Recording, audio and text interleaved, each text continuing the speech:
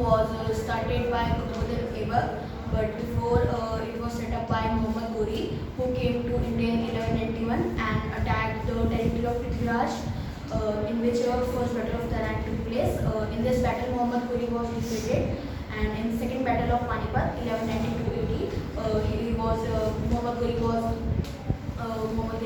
gained the power, and he made Qutbuddin Aibak his slave, the viceroy of Delhi. So this marks the beginning of slave dynasty and Delhi Sultanate. Slave dynasty, it started from 1206 AD to 1210 AD. The first ruler of Delhi Sultanate was Qutbuddin Aibak. His tenure was from 1206 to 1210. He had a very short tenure, but he constructed two mosques in this tenure. The first one was Quwwatul Islam in Delhi, and Atayat ka Jogda, which is situated at Ajmer.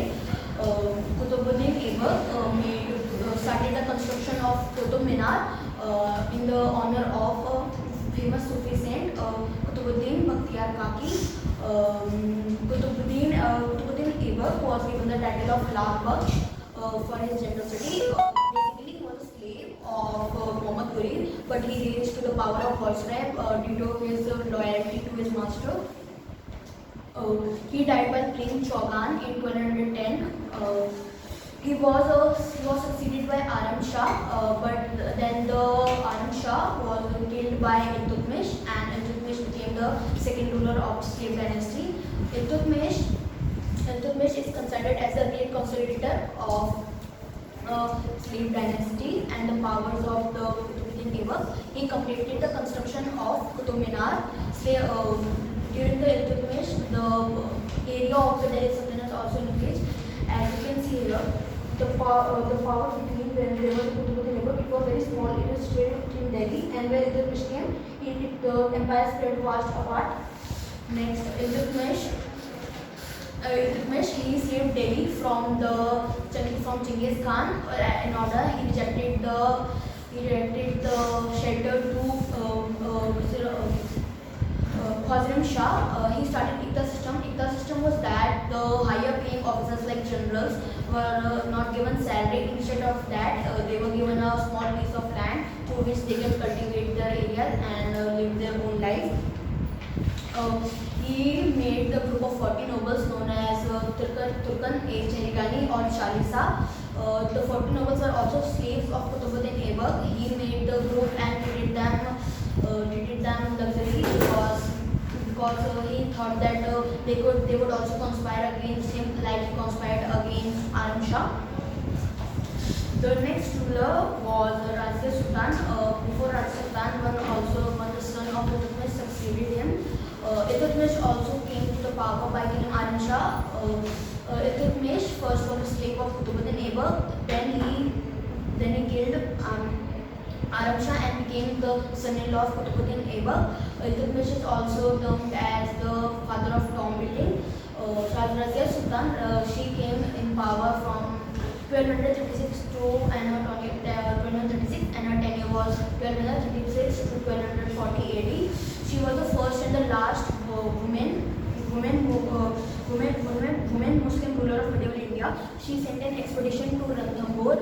Her affection toward Yaqut was not liked by the nobles. Yaqut was killed. Yaqut was a Negro soldier to which Raja Sultan has given powers and supported her to the power of general. The group of 40 nobles, which was also the Turkan and Chalgani, could not take the task that they have to be ruled by a Muslim woman ruler. So they killed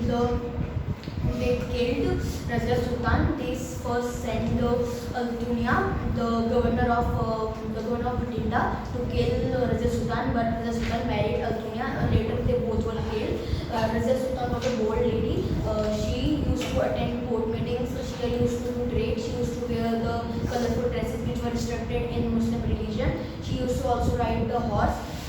After Razia Sultan, there came a few incapable ruler, and finally in 1265 came a powerful ruler named the Ghiyasuddin Balban. He adopted the policy of blood and iron, and he break the group of 40 nobles and didn't repeat the same mistakes that before predecessors had done. Ghiyasuddin Balban created a strong centralized military and created the department for separate from military, which was known as Diwan-e-Arz. He was given the title of Zindagi-Ilahi, also known as the Shadow of God. He was the Persian. He was the patron of Persian literature and Amir Khusro. He insisted on the policy of Sizda and Pavos. Sizda was that the other members have to bend before Sultan, and Pavos was they have to kiss the feet of Sultan. You started the festival of Nowruz. Now let's see some monuments that were built by these Quwwatul Islam and Adai Ka Chopra, which is this. It was built by Iltutmish, and the tomb of Iltutmish. Finally, Iltutmish also started 2 coins, which were Tanka and Jittal. Tanka was a silver coin and Jittal was a copper coin. Thank you.